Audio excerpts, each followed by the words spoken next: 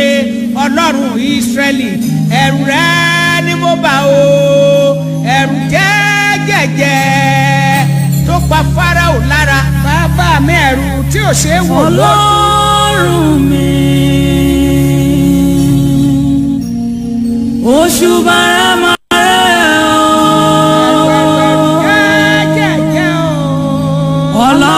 Ọlọ́run mi àwàwàwọ́ Olódùmarè òṣùbà rẹ̀ tó gbé Fáráò mi létí Òkun Pupa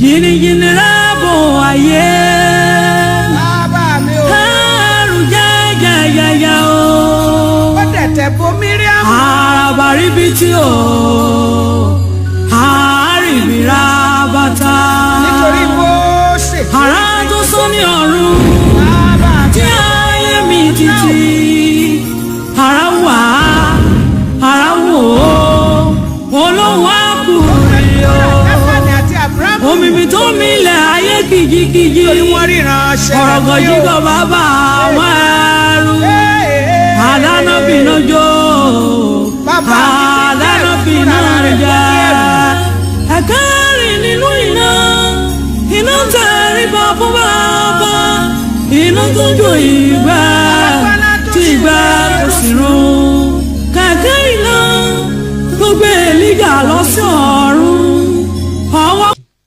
A máa dúpẹ́ lọ́wọ́ Ọlọ́run tó fún wa lóore ọ̀fẹ́ tá a tún wà lórí ètò ní ti òní ògo ni fún Ọlọ́run lókè ọ̀run.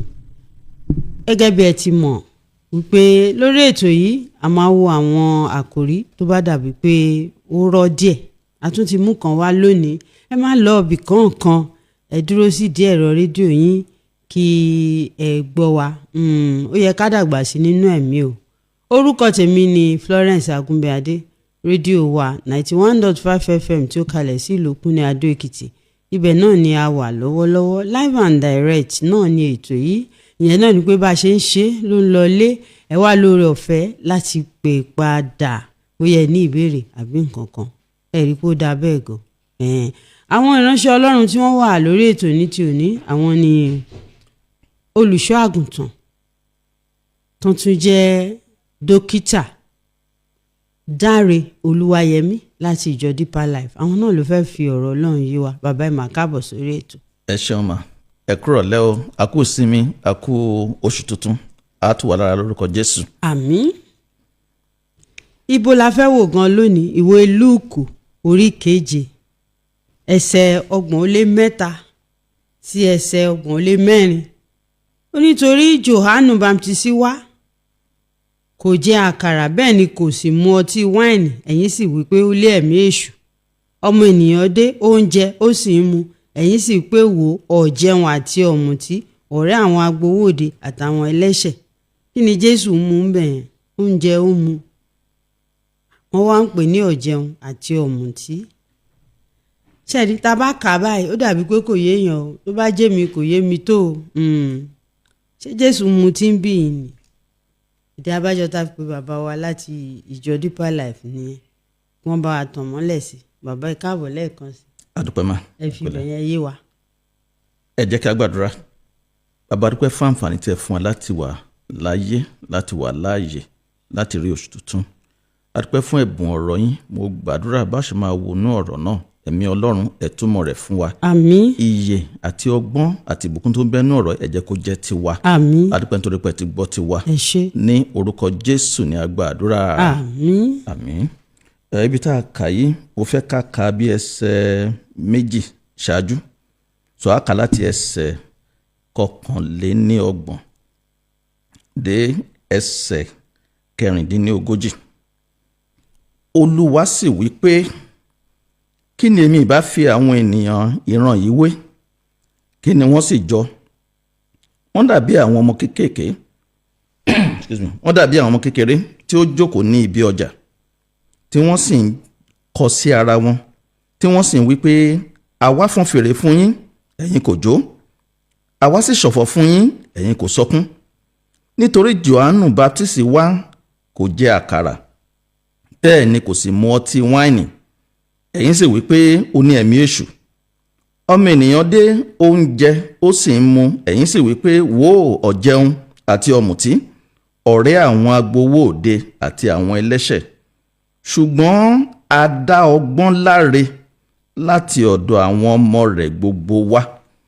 Ẹ mọ̀ọ́mọ̀ kábẹ́ ká lè mọ̀ pé Jésù Kristi fúnra rẹ̀ ló sọ ọ̀rọ̀ yìí, torí pé arínúròde olùmọ̀ràn kan ni.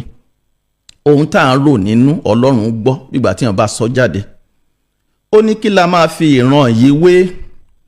Ó ló dàbí àwọn ọmọdé tán wà lọ́jà tán ń bára wọn ṣeré. Wọ́n ní àjójójójójó akọrin ẹ̀jọ́, aṣọ̀fọ̀ fún yín ẹ ò sọkún. Ó ní Jòhánù wá kò jẹun kò mu ọtí, ẹni rẹ̀ èèyàn wo leléyìí, ẹ wo aṣọ tó ń wọ̀ gan, wọ́n ní ó lẹ́mìí èṣù.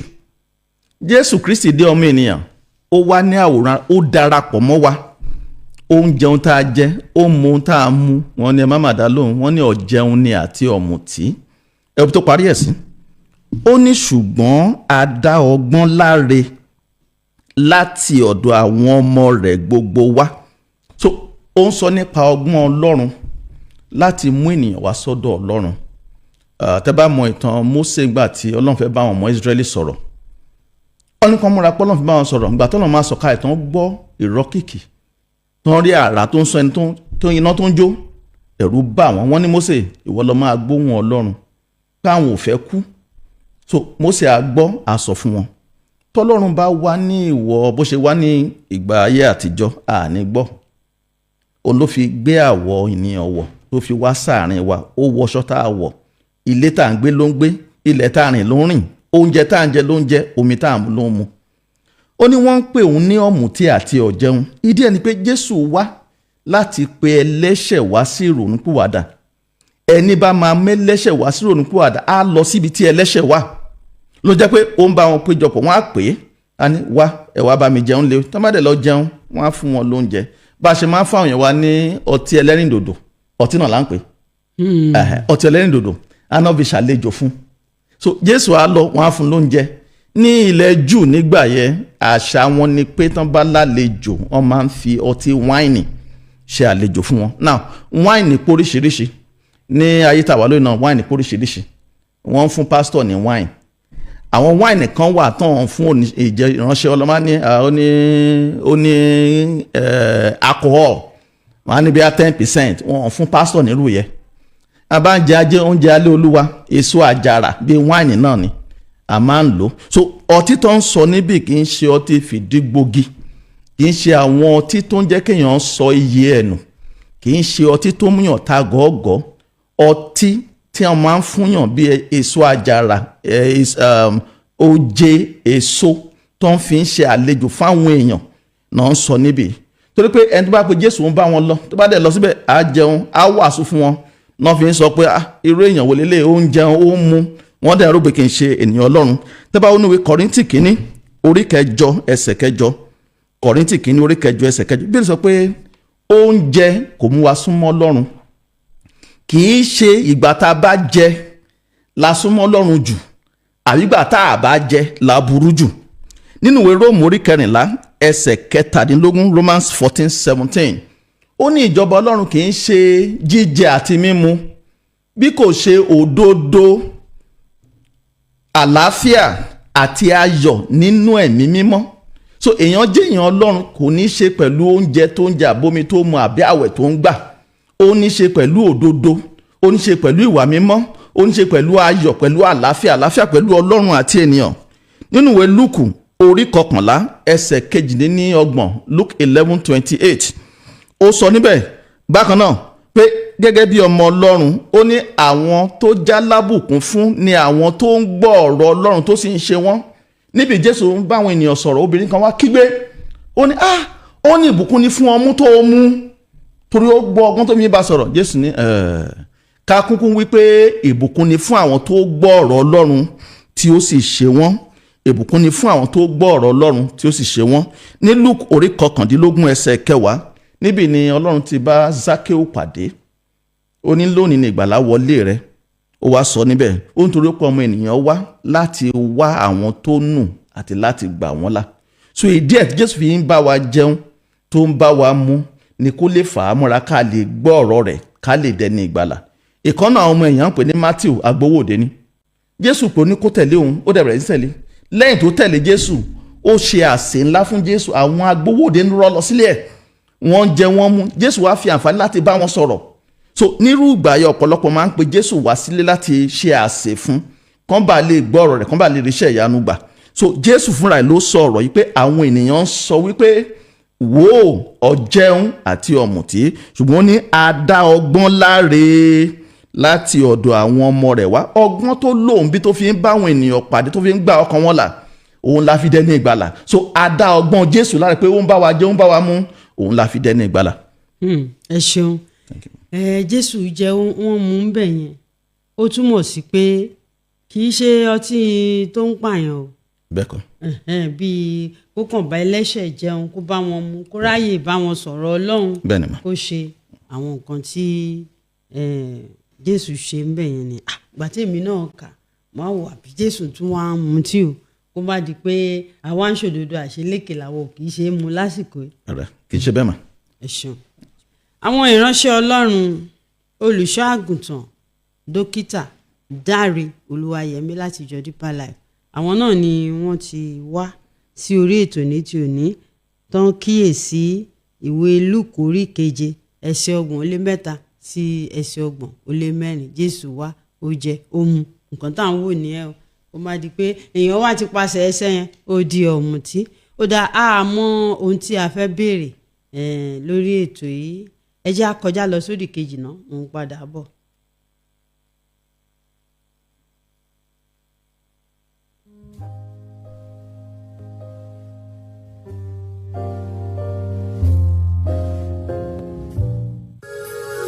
Bàbá mi o, ẹ̀rù rẹ ni mo bà o. Ọlọ́run Ábúráhámù, ẹ̀rù rẹ ni mo bà o. Ọlọ́run Áísákì, ẹ̀rù rẹ ni mo bà o. Ọlọ́run Jákọ́bù tí í ṣe Ọlọ́run Ísírẹ́lì, ẹ̀rù rẹ ni mo bà o. ẹ̀rù jẹ́gẹ̀jẹ̀ tó pa Fáráò lára. Bàbá mi, ẹ̀rù tí ò ṣeé wò lọ. Ọlọ́run mi, oṣù bàràmàrẹ́ o. Ọlọ́run mi, àwàwàwọ́wọ́ Olódùmarè. oṣù bàràmàrẹ́ o. ó dáa náà, nọ́mbà tí ẹ máa pè sí lórí ètò yìí ní ti òní òun náà ni 081 30 13 20 97. Hello. ẹ káàbọ̀ sórí ètò. Abáríkà tí mọ́ mi. á dùn fún wa lóṣù yìí lórúkọ Jésù. Ẹ ṣe ọjọ́ bàbá tó ti mọ́ o. ẹ ṣeun, Jésù ló ṣe o. Àyẹ̀ní kọ̀ọ̀kan ló ń pè yín mọ́. ẹ ṣe. Ó kí àbálẹ̀ olú àgbá ìlú kúṣẹ́ olúwa o. bàbá wọn kí yín, wọn lẹ kúṣẹ́ Olúwa. Olúwa ṣeun, thank you sir. Ẹjọ́ sọ kíní kan mo ṣàkíyèsí sá. Àwọn dàrin náà ayé yìí, ó sọ̀rọ̀ pé ìgbà tí Jésù Kristi ọmọ Ọlọ́run títí ó fi lọ, kó lè tó lè ṣe ìkẹ́gbà tiẹ̀, ìrìnà máa kó ìrà ẹ̀, máa gbà títí bẹ́ẹ̀ fàyè sílẹ̀. Lọ́ọ̀dì kan náà mo tó àrùn mú sí i. Àwọn nìkan tá a lè ṣe kó jẹ́ ìbọ̀dì lọ́rùn. Báwo ni wọ́n sọ tán? Wọ́n àyàn kí máa gùn lójú ènìyàn. Ó ṣe dáadáa, wọn ló mọ̀ ṣe. Ọkùnrin ẹ̀ka tó o mọ̀ṣẹ́ náà ni kí lára ṣe láti fa ọkàyàn sí ọ̀run bí wọ́n ṣe wà wá. Bẹ́ẹ̀ni mi nìyẹn mọ̀. ṣe gbọ́ nǹkan tó sọ. wọ́n ní lẹ́yìn ayé lónìí ó dàbí pé èèyàn mọ̀ kankan ṣe. Jésù wá, wọ́n pàpà sọ pé ó ṣe gbá ó ṣàwó. ó dá gbogbo ìgbé ayé báyìí, báwo la ṣe lè gbé kápápàdé ọ̀run. àdúpẹ́ ẹni bá ń gbìyànjú àti tẹ́ ènìyàn lọ́rùn bẹ́ẹ̀ tó ń lé afẹ́fẹ́ láti dì í mú ni. ó ní a ti fi hàn ìwọ ọmọ ènìyàn ohun tó Olúwa ń béèrè lọ́wọ́ rẹ̀. ó ní kó o bá Olúwa rìn pẹ̀lú ìrẹ̀lẹ̀, kó o ṣe èyí tí ó tọ́. ohun tó ṣe pàtàkì fún wa gẹ́gẹ́ bí ènìyàn òun náà ni pé ká gbìyànjú láti fẹ́ràn Ọlọ́run. fẹ́ Ọlọ́run pẹ̀lú gbogbo àyà rẹ, pẹ̀lú gbogbo ọkàn rẹ, pẹ̀lú gbogbo ọgbọ́n rẹ, pẹ̀lú gbogbo agbára. fẹ́ Ọlọ́run rẹ. ìkejì dàbí rẹ̀, fẹ́ ọmọnìkejì rẹ gẹ́gẹ́ bí ara rẹ. tí Ọlọ́run bá ti wà nípa tiwa, àbùṣebùṣe. ẹ má kàn jà pé o fẹ́ tẹ́ èèyàn lọ́rùn. bí ọ̀nà ènìyàn bá tẹ́ Olúwa lọ́rùn bí ọ̀nà ènìyàn bá tán wájú Ọlọ́run á sọ ọ̀tá ẹ̀gàn di ọ̀rẹ́. So àfojúsùn wa láyé ni pé ká ṣèfẹ́ Ọlọ́run ká tẹ́ Ọlọ́run lọ́rùn àwọn tó jẹ́ tẹ́ Ọlọ́run á gbọ́ tiwa àwọn tí ò dẹ̀ gbọ́ àdúrà ni pé kó má pẹ́ jù fún ọkọ tó dẹni ìgbàlà. ẹ ṣeun bàbá ẹnìkan ti wà lójú òpó. hello. ẹ kúrò lẹ́mà. ẹ káàbọ̀ sórí ètò. happy new progress month ma. ẹ ṣé o á tù wá mo lára. kí olùṣọ́àgùntàn wa náà. wọn kì í bàbá. lọ́wọ́ á sọ agbára wọn dọ̀tún. àmín. ẹ ṣe sà àwa gẹ́gẹ́ bí iyọ̀ ayé gẹ́gẹ́ bí ọ̀rọ̀ àgbọ̀dọ̀. ẹ tí ì sọ orúkọ yín. ok orúkọ mi ni Mary Abíọ́dún. láti ibo lẹ ti ń pè. láti Ajébádélé. ẹ ṣé mà. àdó ẹ ṣe. ẹ sà gẹ́gẹ́ bí àwa tá a jẹ́ iyọ̀ ayé Ọlọ́run ràn wá lọ́wọ́ kó fún wa lórí ọ̀fẹ́ àmín. láti jẹ́ iyọ̀ yìí. ṣùgbọ́n ohun tí mo wá bèrè ni wípé níbẹ̀ yẹn ẹ sọ̀rọ̀ nípa oúnjẹ ẹni Jésù Kristi ó bá wọn jẹ ó bá wọn mu ó bá lè fà wọ́n wá sí ìhà ti Kristi. ẹ dọ́tà ṣé gbogbo oúnjẹ la wá lè jẹ ni torí mo rántí ní ìgbà kan sà àwọn kan ṣe oúnjẹ mi ìfẹ́ dárúkọ ìjọ ó wá gbé fún mi ó wá ní mi ò jẹ ó fi lè jẹ́ pé ẹni yẹn wá bínú bí mo fi gan kò ní dáhùn ṣùgbọ́n mo wá lo ọgbọ́n Ọlọ́run àtẹ́dọ̀ fi dé mọ̀ àmọ́ra mo wá jọ kíra ṣé gbogbo oúnjẹ wá lè yán lè jẹ bẹ́ẹ̀ yẹn láti àwọn èèyàn mọ́ra pa láti pa ẹgbẹ́ sọ̀tà ẹgbẹ́. ẹ labẹ̀ yẹn kó yé wa dáadáa o.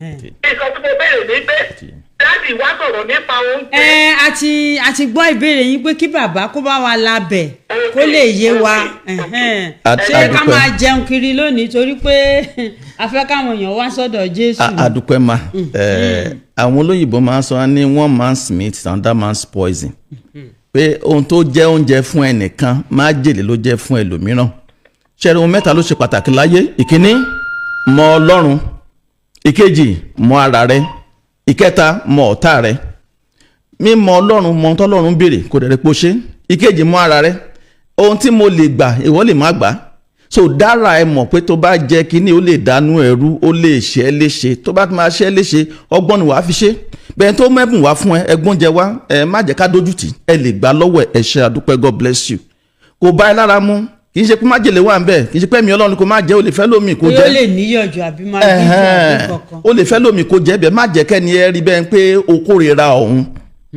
tó bá dẹ̀ rí pé oúnjẹ tán fún ẹ o lè jẹ́ kì í ṣẹ̀ṣẹ̀ ìgbà mìíràn dẹ̀ wà wọ́n lè gbóúnjẹ fún ẹ kẹ́mi Ọlọ́run ní má jẹ́ Bíbélì pé iye àwọn tá a tọwọ́ ẹ̀mí Ọlọ́run ṣamọ̀nà fún àwọn ní í ṣe ọmọ Ọlọ́run ṣùgbọ́n fi ọgbọ́n ṣe é má torí pé ẹ̀mí Ọlọ́run ní má jẹ́ kò ní má gbà ó lè gbà bẹ́ẹ̀ má jẹ́ ìgbà tá a kéré wọ́n máa ń gbóúnjẹ wálé bàbá mi bá ti ṣe akànṣọwọ́ báyìí pé igbó tán bá ti ṣọwọ́ báyìí igbó ni kò sóhun tẹ́ kó sórí àlè jẹ́ oníjẹ́ ká wà láyé dòní so ẹ jẹ́ ká tẹ́tí sẹ́mi Ọlọ́run gbogbo oúnjẹ kan lèèyàn ń jẹ ṣùgbọ́n tán bá pè ẹ́ sí àsè tí o láǹfààní àti lọ o fẹ́ jẹ́ o gbàdúrà ẹ̀mí Ọlọ́run ni kò jẹ́ o ò dẹ́ṣẹ̀ jẹ́ ṣùgbọ́n ẹ má jà á dọ́lọ́run wò mọ́ mi rò pé ó yé wa.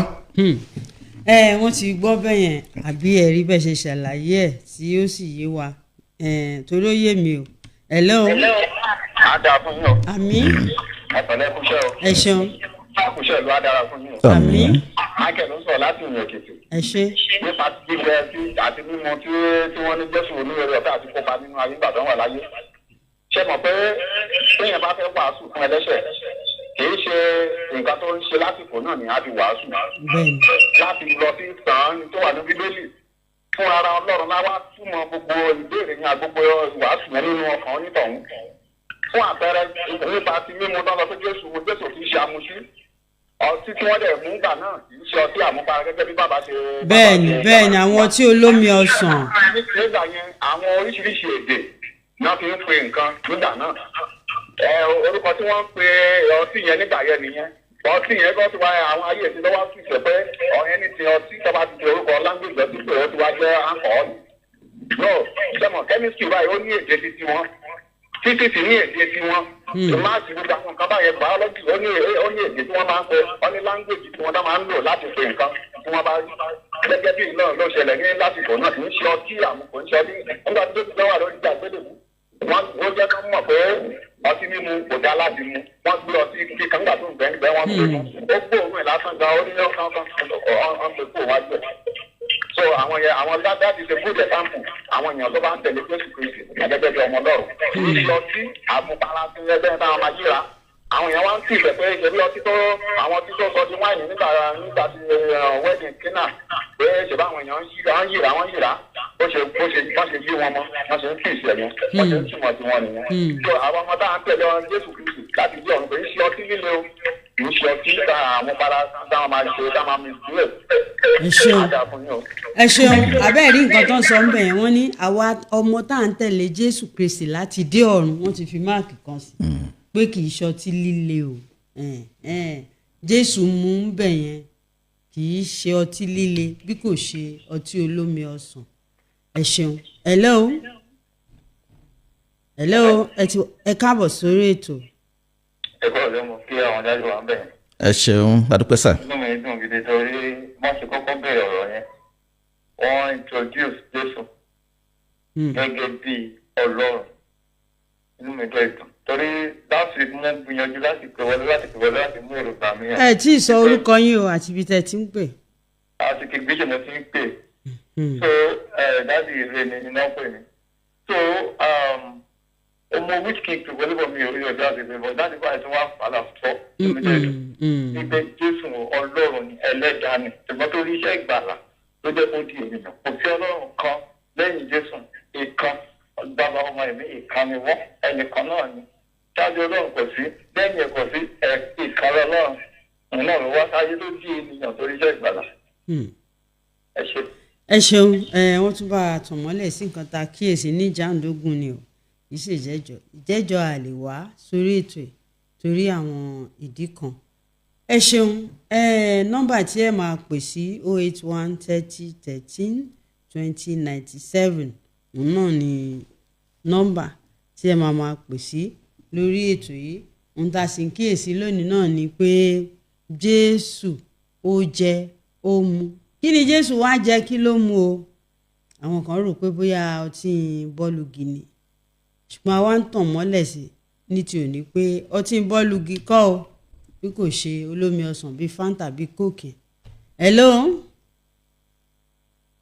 ẹ ti wà lójú òpó ìlà yẹn ti já ẹ lè tún wa pè àwa ń sọ pé bíi Coke bíi Fanta àbí ẹ má sọ pé à ń polówó ọjà ẹ má bínú kákan sáré sọ kó lè yé àwọn èèyàn ní sọ pé ẹlòmíì gan kò fẹ́ ṣe nǹkan kan tẹ́lẹ̀ tó á lòun rí kànú Bíbélì á ní wọ́n sọ pé Jésù gan mu ó jẹ kó dẹ̀ tó mọ nǹkan tó ṣẹlẹ̀ á ti bẹ̀rẹ̀ sí jẹ oríṣiríṣi láti máa mọ oríṣiríṣi ìdí abájọ tá a fi mú ètò yìí wá òun náà ní eléyìí á ṣe lórí ọ̀fẹ́ láti béèrè ìbéèrè o. Hello ẹ káàbọ̀ sórí ètò. Ẹ ṣe. Nǹkan tí mo fẹ́ sọ níbẹ̀ ni pé àwọn èèyàn máa ń sọ wípé ìbọn tí lọ sí ń jẹ́ pé ṣèbí Jésù mu ọtí. Tí a bá ń ṣe ìwàásù wàá ní ṣèbí Jésù mu ọtí pé àtọ ilé tó ní àkóràn àtẹlẹ tí òdìbò ọtí lọ sí ń jẹ́ afẹ́ káwọn bàbá afọ́túbọ̀ bá wa ṣe àlàyé. Ṣé ìgbọ́jà pé àti ìgbọ́ eléyìí nígbà mo sọ lẹ́ẹ̀kan wọ́n lọ tí lọ tí ń jẹ́ wọ́n ní ká túbọ̀ bá wa tàn mọ́lẹ̀ sí. Wọ́n lọ tí lọ sí ń jẹ́ pé ṣèbí Jésù ṣe àmú ọtí. Ó mu ọtí. Bátẹ̀lẹ̀ tó ní àkó àtẹ̀lẹ̀ tí ò ní bá ti fẹ́ẹ́ tìkẹ́ ìdá máa ní pọtí lọ sí ń jẹ́. Ẹ bá wa là dáadáa irú èwo ni Jésù yẹn. Adúpẹ́ mà Bíbélì pé àwọn ènìyàn mi ń ṣègbé nítorí pé wọn kò ní ìmọ̀ tó bá wọ bíbélì dáadáa ohun tó ń pè ní wáìnì ó póríṣiríṣi. Ẹ jẹ́ fún alápẹ̀rẹ̀ nígbà tí ọkùnrin ará Samaria aláàánú ará Samaria torí ẹni tí olè ṣá lọ́gbẹ́ wọ́n ní ó da wáìnì sí ọgbẹ́ ẹ̀ wáìnì yẹ kì í ṣe ètò mu ètò fi ń tọ́jú egbò ni bẹ́ẹ̀ ni ní ìmọ̀ ìṣègùn lónìí náà wọ́n ń pè nǹkan alcohol wọ́n ń pè spirit wọ́n fi ń tọ́jú egbò ni wọ́n ń mu wáìnì wà tó jẹ́ tó máa ń pa ènìyàn àwọn wáìnì kan dẹ̀ wà tí kì í pa ènìyàn èyí tí Jésù mu yìí gẹ́gẹ́ bí èso àjàrà ni bẹ́ẹ̀ ọtí gẹ́gẹ́ bí èdè tán fi kọ́ ọtí náà ń pè lónìí ní ilẹ̀ wa wọ́n á ní ọtí ẹlẹ́rìndòdò, wọ́n á ní ọtí láàfi ṣáájú ẹlẹ́rìndòdò àbí ọtí ètò ń fìdí gbógi.